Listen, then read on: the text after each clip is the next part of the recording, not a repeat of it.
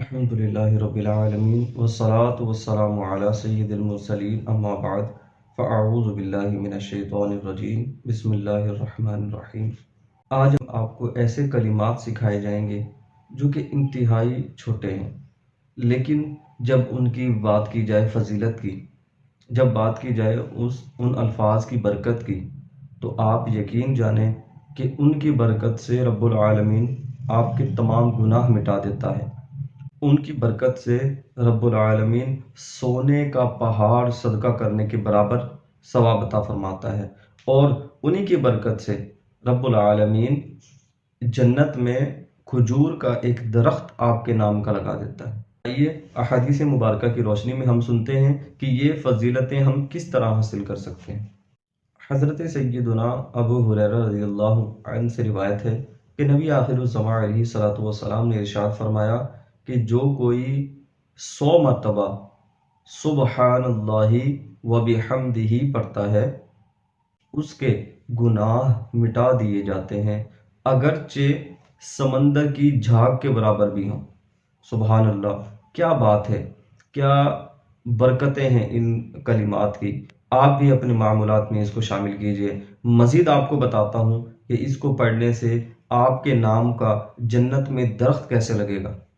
حضرت سیدنا عبداللہ رضی اللہ عنہ سے روایت ہے کہ سرکار دو عالم نور مجسم شاہ بنی آدم صلی اللہ تعالی علیہ وآلہ وسلم کا ارشاد مبارک ہے کہ جو کوئی سبحان اللہ و بحمدہ ان کلمات کو پڑھتا ہے، رب العالمین اس کے لیے جنت میں کھجور کا ایک درخت لگا دیتا ہے۔ سبحان اللہ۔ ابھی ایک اور حدیث پاک آپ کو بتاتا ہوں تاکہ آپ کا شوق، آپ کی محبت اور آپ کی لگن جو ہے ان کلمات کی طرف مزید راغب ہو جائے۔